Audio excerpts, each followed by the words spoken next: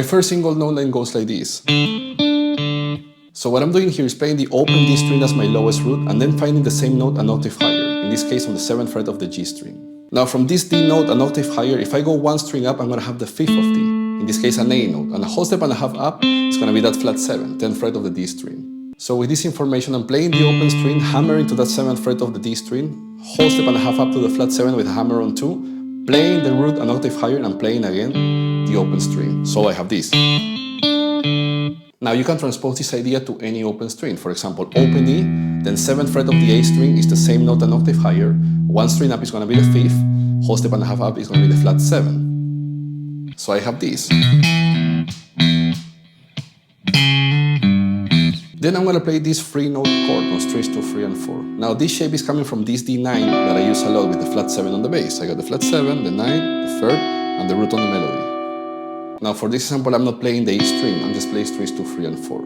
Now this chord can be many things. Remember, this 7 is the 5 chord in the key of G. If I change the bass, for example, to C, that is the 4 chord, I'm going to have a C Lydian chord here. I have a C major with a sharp 11, right? Here's my C major root position triad, bring the 5th half step down to that sharp 11. Now if I put my bass on A, I have a Dorian chord here, right? Here's an A minor triad, strings 2, 3, and 4, go whole step down, 8th fret of the B string, and then half step down and back on this shape. So over A I have the root, the flat 3, the 5th, and that Dorian note. That F sharp has a lot of tension.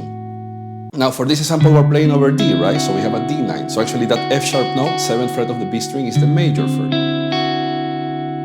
Now I'm just playing strings 2, 3, and 4, but remember we're playing over D, right?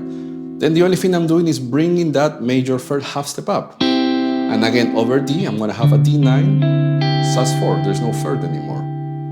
And to finish, I'm going to bring that note a whole step up, so I have an A minor triad here, first inversion. But over D, it's a D9 with a 5th on the melody. Now I'm playing with my fingers a little bit here. So far I have this. Then I'm going to go back to a single note line that goes like this.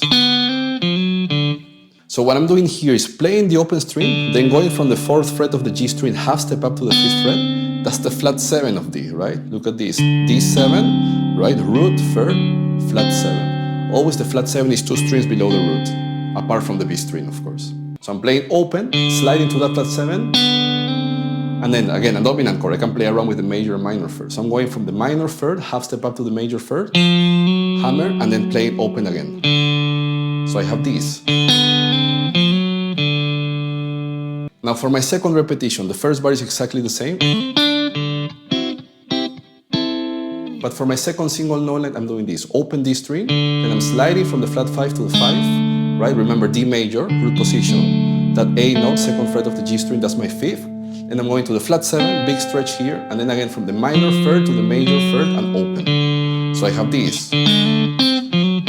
Now if I put all that together, at the end I have this.